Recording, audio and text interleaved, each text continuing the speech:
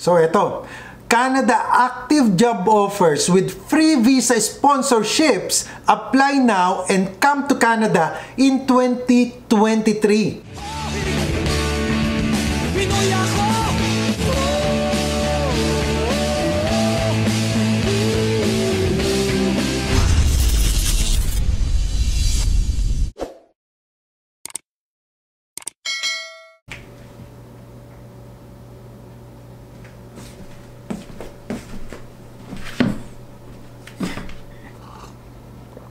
Nagkakape din ba kayo ngayong moment na ito? Moment talaga eh, may ganon habang kayo ay nanonood ng aking video. Well anyway, happy coffeeing sa inyo. Happy coffeeing or happy drinking of your coffee kasi wala naman yatang word na coffeeing eh. At kung kayo po ay bago pa lang sa akin channel, ako po ay partner agent ng Mercant Capital Limited. This company is specializing in matters of immigration, employment, and other services for more than 30 years na po. So please don't forget to subscribe and hit the notification bell para ma-notify po kayo pag may bago akong video kasi sayang po kung mapapalampas nyo yung mga tips, impormasyon at lalo na po yung mga opportunities. And speaking of opportunities, alam nyo na po ito doon sa ating mga solid and regular subscribers. Meron po tayong mga available na jobs dito sa Canada. For more informations, leave na lang po kayo ng comment below. Ang lalagay niyo po sa inyong comment ay Canada Interested para makapag-register po kayo doon sa mga available na jobs namin. Now, kung wala po doon yung hinahanap nyo na job na para sa inyo, ay antabay po kayo. Kasi napakarami nitong mga job orders na sasabihin ko sa inyo na available and active. At meron pa po kaming isa nga palang programa sa United States of America naman po. Kung kayo ay interested naman na manirahan sa United States of America, sa green card holder, ay edi ganun na lang din po. At ang ilalagay niyo po sa inyong comment ay USA interested. And pag-usapan na po natin, saan ba mahanap itong active na job orders na ito with free visa sponsorship? Pero alamin po muna natin, ano ba tong free visa sponsorship na sinasabi natin? Ito po is for W1 visa. This is for workers. Yung mga magtatrabaho po dito sa Canada. But yung W1 visa, hindi po ito work permit. Ito lang po ay para malaman po ng Canadian Border Services na pagdating nyo po dito sa Canada ay kayo po ay isang worker. And then, that's the time po na bibigyan po kayo ng work permit. Now, kung kayo po ay naghahanap ng trabaho dito, para makita nyo po yung mga employers na talagang willing na mag-sponsor sa inyo ay nakikipag-tie up po sila sa agency. Para syempre hindi na po sila mahirapan sa pagpoproseso ng inyong mga applications. At most of these employers are big companies like Tim Hortons, A&W, KFC at marami pa pong iba na mga kilala na mga companies na nakikipag-tie up po sa mga agencies dyan sa Pilipinas. At pag nakipag-tie up po sila dyan sa mga agencies sa Pilipinas, wala po sila dapat na sisingilin sa inyo. Ito po, ipapakita ko lang po sa inyo ito nakalagay. According to Immigration and Refugee Protection Regulations, subparagraph 209.3, the employer must not directly or indirectly charge or recover from the foreign national the fees referred to in subparagraph 13 or subsection 315.2(1) or any fees related to the recruitment of the foreign national. At sinabi rin po sa number 16, the employer must ensure that any person who recruited the foreign national for the employer does not directly or indirectly charge or recover from the foreign national the fees referred to in subparagraph 13, subsection 315.2, parenthesis 1, or any fees related to the recruitment of the foreign national. So, parehas po yan na inulit sa number 15 at number 16. Kaya yan po yung patunay natin na hindi po dapat talaga sinisingil kayo ng mga recruitment agencies, lalo na po dyan sa Pilipinas. At papaano po makikita itong mga legit na agencies dyan sa Pilipinas? Wala na po tayong ibang pupuntahan na legit na website, kundi ito pong TMW. So, punta po tayo dyan sa website ng DMW by typing dmw.gov.ph.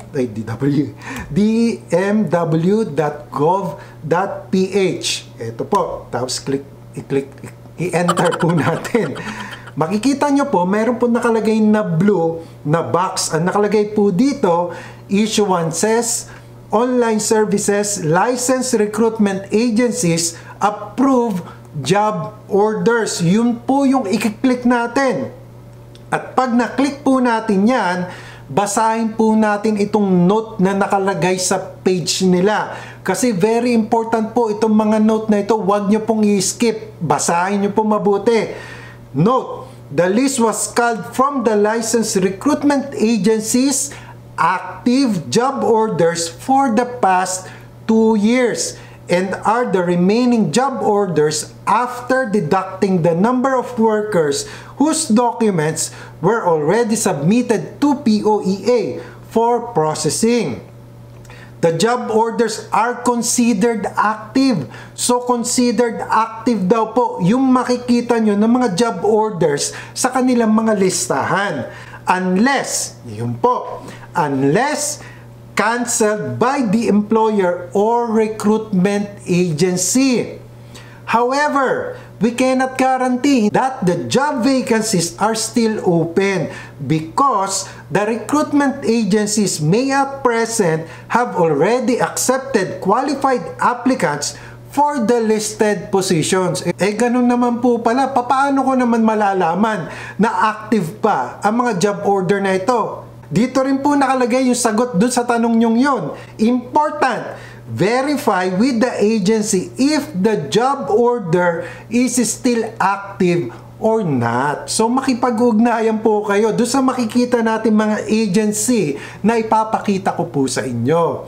Kaya kung ready na kayo na makita yung mga agencies na ito na wala po kayong babayaran, ay sundan nyo po ako. Nakalagay po dito is job site. And then, doon po sa may parang maliit na magnifying lens na kulay green, enter keywords. Ano pong i-enter natin doon sa keywords na yon? Nakalagay po job site, di ba? Kaya ang ilalagay po natin is Canada. Canada. And then, kahit hindi nyo na po i-click yung search, automatic po siya na magsa-search. Makikita nyo po dito, found 668 records. So yan po, ibig sabihin yung mga available na job orders from iba't ibang mga legit na agencies. From 1 to 7 po ang page na ito, kaya i-click po natin yan isa-isa. Bibigyan ko lang po kayo ng ilang mga sample para malaman nyo po kung papaano hanapin.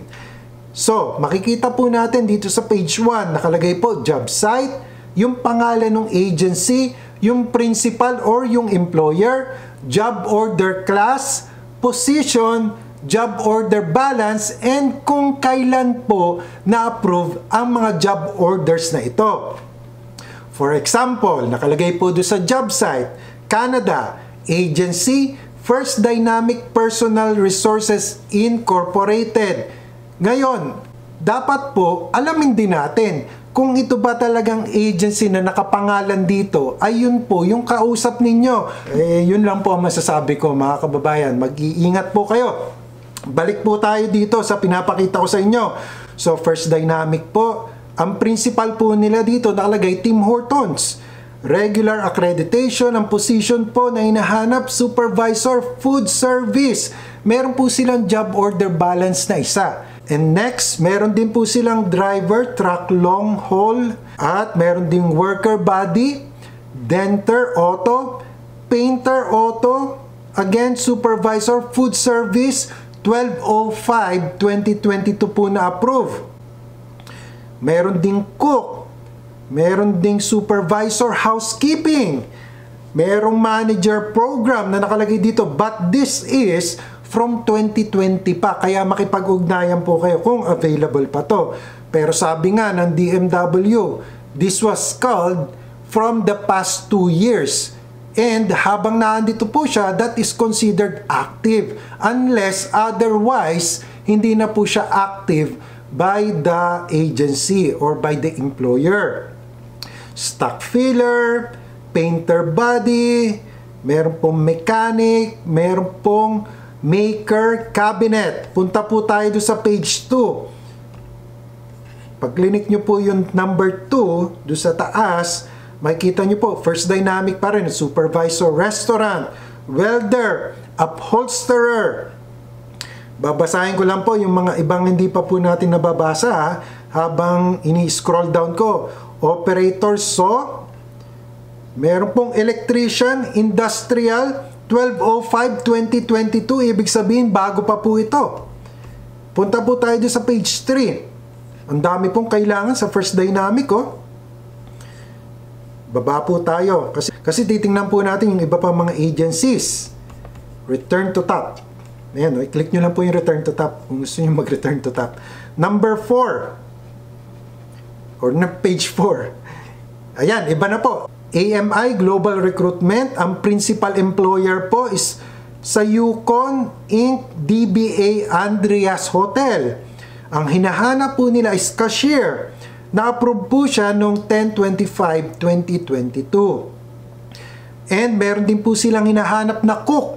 Approve po siya 12/05/2022. Yung Angelex Allied Agency Supervisor Food. Operator Sewing Production sa Best Group Marketing Agency naman po, na-approve siya 11/24/2022. Ayan po ha, ini-scroll down ko lang mga kababayan. Nakikita nyo naman po sa screen ninyo yung mga available na jobs. At pwede nyo naman pong i-check on your own time. Ito. At least napakita ko po sa inyo kung paano hanapin ang mga legit na agencies na ito na no placement fee. Wala po kayong babayaran sa mga to. Cook sa PhilHR Manpower. Meron din po, hairstylist sa PhilHR Manpower Development and Services Specialist Corporation. Caregiver, PhilHR din po. Isa po yung job order. Na-approve po siya 12/09/2022. Hairstylist again, and barber sa PhilHR po 10/03/2022. Check nyo na lang po sa kanila kung available pa to. Cleaner, PhilHR Manpower Development and Services pa rin. 12/09/2022. Tatlo po ang kailangan. Tingin pa po tayo ng iba. May baker po sa Industrial Personnel and Management Services Inc. IPAMS.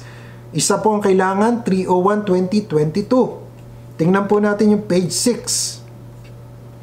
Hanggang page 7 lang naman po ito mga kababayan.